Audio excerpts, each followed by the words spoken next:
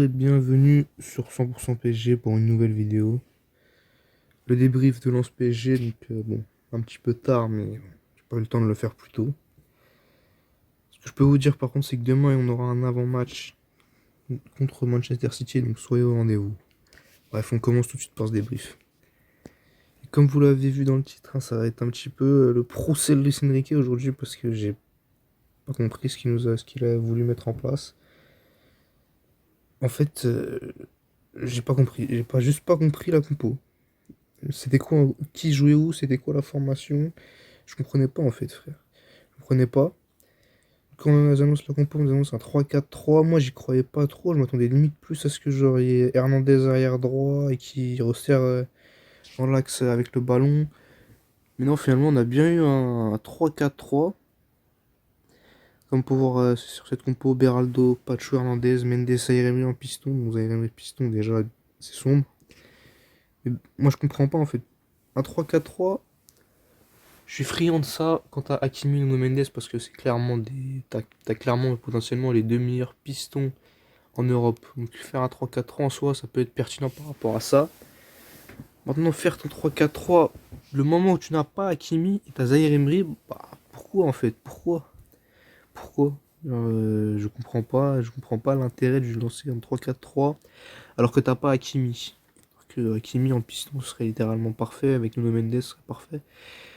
Même si au final, en vrai, ça c'était plus sans ballon. Avec ballon, au final, on était on était sur une formation habituelle, hein, une sorte de 3.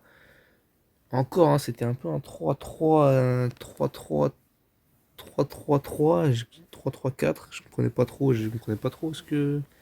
Mais un 3, ouais, un peu un. Ouais, un 3-3, un 3-3-4 en vrai. Un 3-3-4. T'avais du coup, avec le ballon de Zaïre Emery, je comprenais pas. Est-ce qu'il resserrait à droite? Vous comprenez pas? Et comme on peut le voir sur la hitmap de la première mi-temps, aucune présence axiale. Aucune présence axiale.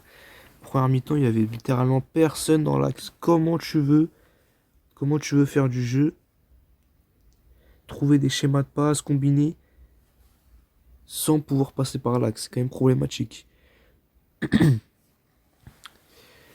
Et limite en première mi-temps, on a vu pendant 80% du match, c'était Nuno Mendes qu'on voyait en neuf. Nuno Mendes en neuf. Je vois pas quelle est la pertinence, qu'est-ce que ça respecte, soit tactiquement déjà, bah je comprends pas le choix parce que Nuno Mendes il va devoir cavaler pour récupérer son poste.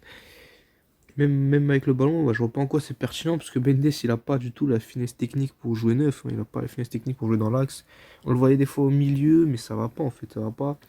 Mendes c'est un joueur de côté, vous savez qu'il brille par sa vitesse, d'ailleurs on l'a vu en deuxième mi-temps, hein, dès qu'il est repassé sur ce côté, il a pu nous caler quelques accélérations et c'est là où il brille le plus.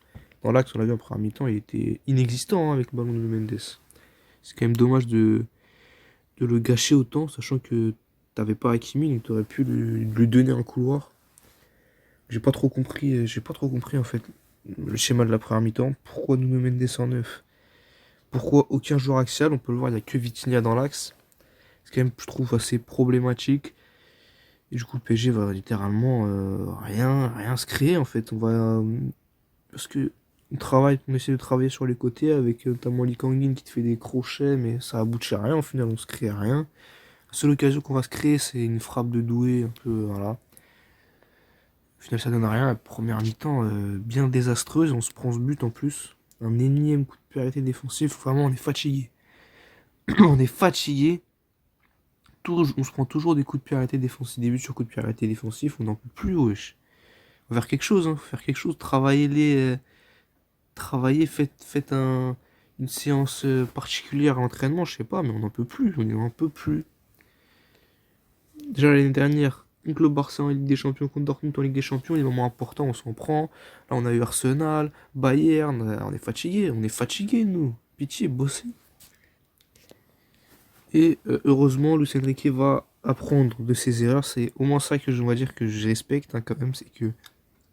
Moi, ce qui m'énerve par-dessus tout, c'est les coachs qui se trompent, mais qui ne font pas de changement, qui gardent leur tactique foireuse pendant tout le match.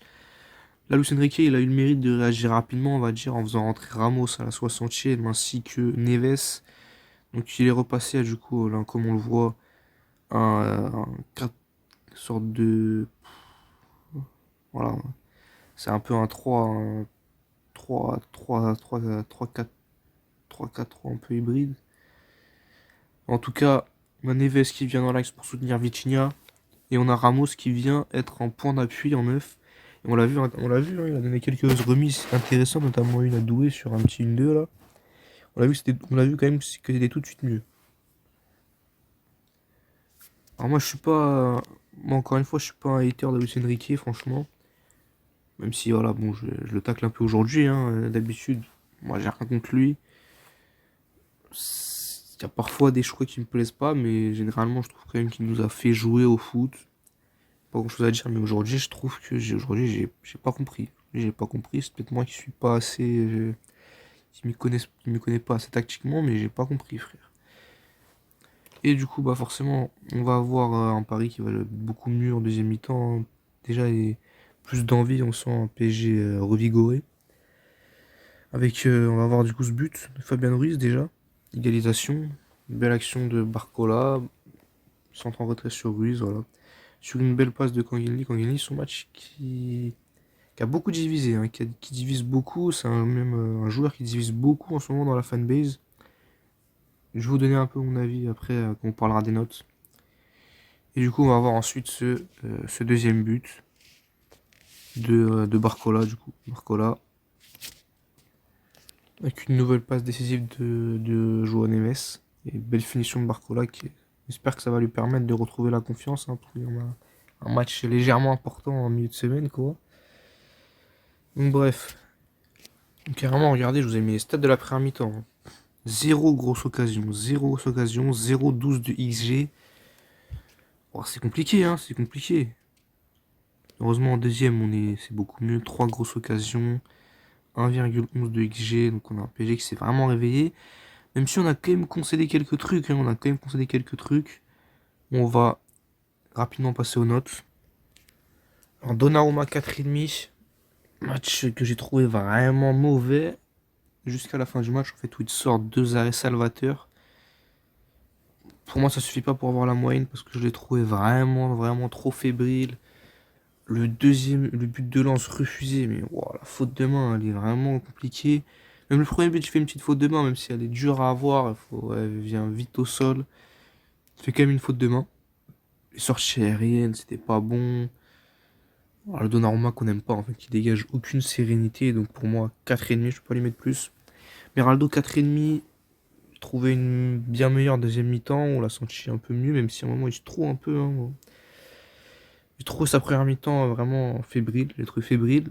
Et le premier but, il est clairement fautif, hein, il est clairement fautif. Le joueur au deuxième poteau, il est tout seul, il va pas dessus.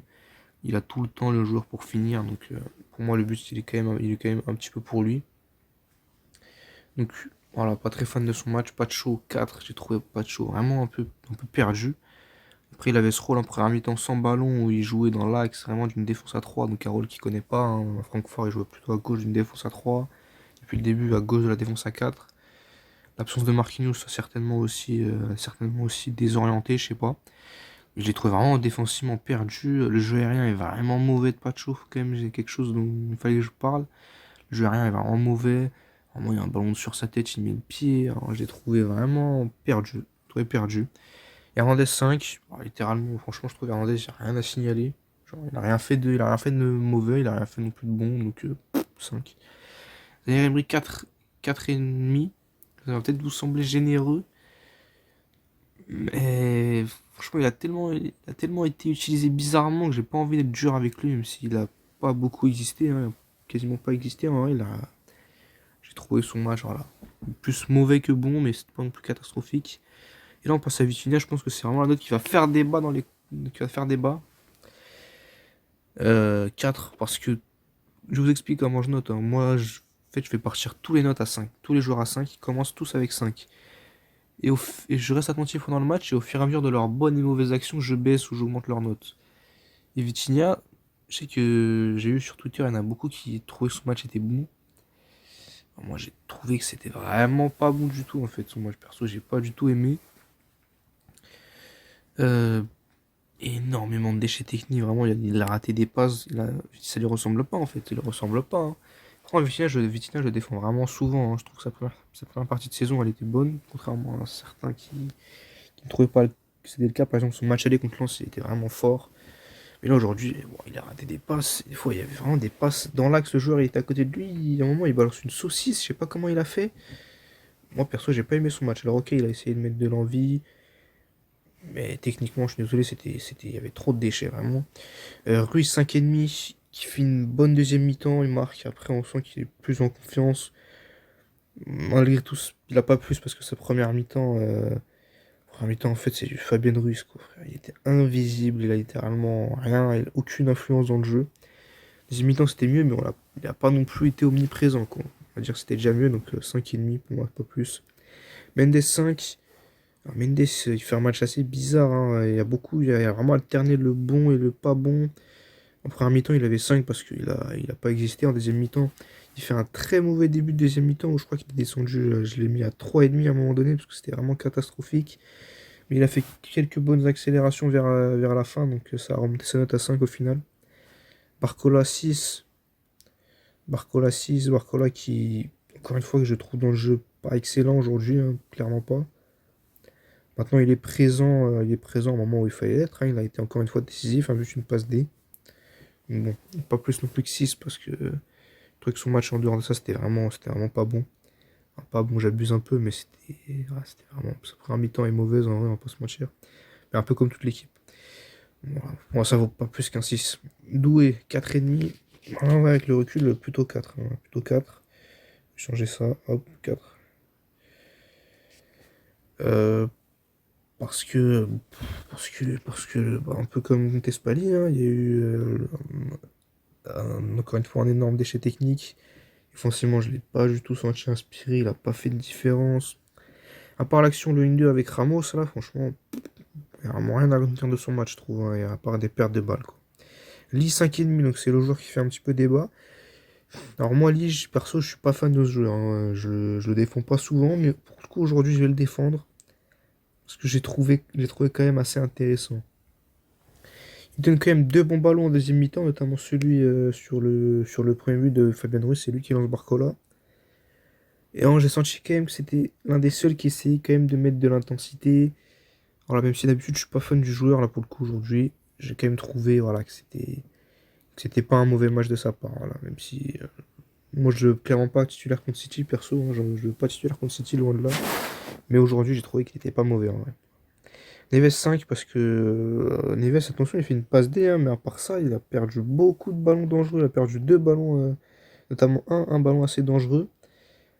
Donc c'est un 5. C'est un 5 pour moi. Et Ramos 5,5, que j'ai trouvé intéressant dans les déviations. Voilà. Il a permis d'apporter un peu de présence. Donc j'ai bien aimé son entrée. Mayolu que je n'ai pas noté. Donc voilà, bref, on oublie ce match. C'est clairement un match, une première mi-temps surtout à oublier. N'oublie pas que la deuxième mi-temps c'était quand même mieux. Et on est focalisé sur ce match, les amis, mercredi. Match décisif, hein, clairement, contre Manchester City qui vient de claquer un 6-0 à Ipswich hier. Donc je vous promets un avant-match demain, les gars. On va essayer de dégager un favori, hein, même si j'ai du mal à me décider. Mais on va essayer quand même de dégager un favori. Sur ce, merci à vous d'avoir regardé ce débrief. C'était 100% PSG. Je vous dis à demain pour l'avant-match.